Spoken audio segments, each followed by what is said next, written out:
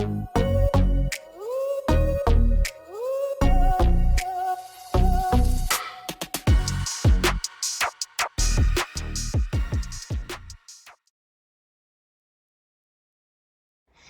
we're going to begin the panel with just a quick fire round. What's your favorite book? Brave New World. Favorite song? I legitimately don't have one. God, I'm so out of touch with what's happening right now in the world. I've become a dad already, if you can't tell. I honestly don't know. I don't know what to tell you right now. I listen to murder podcasts most of the time. Dream place to visit? France? I don't know. I think Europe definitely is the place I've been the most, but Japan I love as well. Highly recommend. It's beautiful. I loved it so much I brought Kim back the next year after we started dating. How has life been with you with COVID, and is it like messing up work for you, or do you still manage to do what was planned? COVID messed up half of my work, definitely, and it let the other half completely flourish in a weird way. Acting ground to a halt for at least a good 6 months or so. I still managed to do a project last year, but my wife and I are screenwriters as well, and the quarantine nature of this really allowed us to just kind of dive into that. So we just recently sold our second script, finished writing that. We're starting on our third. What was your favorite scene to film on KL? Actually, the headless scene was such a pain to shoot. It was so technical, and all these like suits around and editors. It was actually quite stressful. But the scene leading up to that was a lot of fun. I got to carry around an axe around a school for the blind, which is like a normal weekend activity for me, but this one was elevated. And it was just a lot of fun to be able to just kind of say the last things that Noel wanted to say to all these girls as he's kind of stalking them through this place with an axe.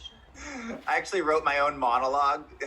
there's a scene in season 3, I think, where we're all playing like this rapid fire truth or dare with Arya and Spencer. And it was the first episode my brother was around, which is super cool. And it was in my cabin. It was one of those scenes where I really felt like we were starting to get to know Noel a little better. So that was a lot of fun. Robbie ML played my brother in one episode. How was it to play a villain on the show? It was a double-edged sword. In a lot of ways, it was really, really fun. Especially a character like Noel, who just kind of has no filter and says everything that comes out of his mind. So that was really freeing. But then kind of as a villain, you have to recognize that the show is not about you. And the show is about the Pretty Little Liars, as it should be. So some of the things that I thought would have been like the most fun things to do kind of happened off screen in a way. A lot of the devious things Noel does kind of all are, behind the scenes. And I would have loved an opportunity to dive into that a little bit more. So did you originally audition for your own characters, or did you audition for someone else and then things changed? Yeah, the casting over there was great. If they liked you, they kind of, they'd bring you back. I read for the pilot, actually. I read for Ezra. And I heard my feedback was casting likes me, but they feel like I'm too young to play a teacher. And then they hired Ian, who is a full year younger than me. I literally looked him up when I saw who got cast, and I was like, this is a year younger than me. What? And then I read for Toby, I think in episode 2, when the show finally got picked up. And then it was just one of those things where they're like, again, we like him, but he's just not Toby. And if obviously Keegan is great in that role. So when Noel came around, I'll never forget casting, they turned off their tape and she looked at me and she was like, you nailed that one. And I was like, oh, if I don't get this, I'm going to be very upset. What's your most favorite memory from set, and who was your favorite person to work with on the set of the show? My most favorite. The first memory that's coming to mind is, I don't know if you guys are familiar with the term jumping the shark, but it's the point in a TV show where things get so ridiculous that they'll never come back. And we used to joke about it I don't think it ever happened on Pretty Little Liars, to be honest with you, but we used to joke about it all the time. Every season when something would happen, we'd be like, we're finally jumping the shark. This is it. This is the moment we can't recover from. And it was always fine. But literally one of the props guys at one point brought a prop shark to set. We all took turns jumping over it symbolically. So that's, I think, my favorite memory that's coming to mind right now.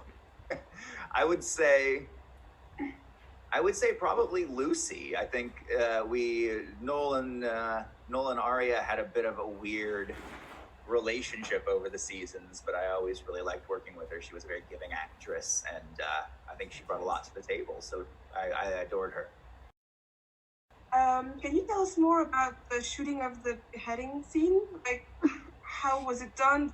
Do you have any technicalities to share?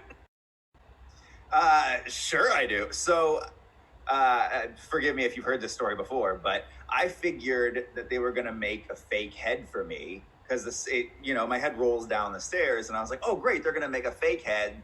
I'm going to beg them to keep it, and I'm going to scare the shit out of everybody that I know the rest of my life. But they did not do that at all. And when I asked them about it, they were like, no, we're just going to use your actual head. And I was, what does that mean?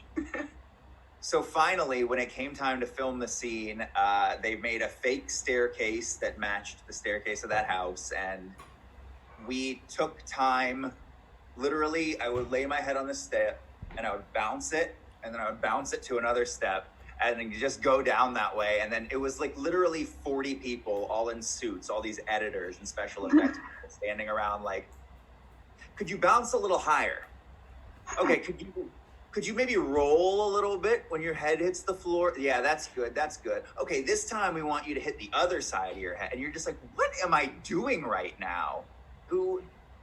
I remember taking stock of it. It was my last day on set ever. And just all these editors standing around me as I'm laying on the floor, just like, what am I doing with my life? They actually didn't even end up showing as much of it as they filmed. I thought they were going to show like the head bouncing down and they filmed a bunch of that stuff. It just probably didn't look great. It was fun though, altogether.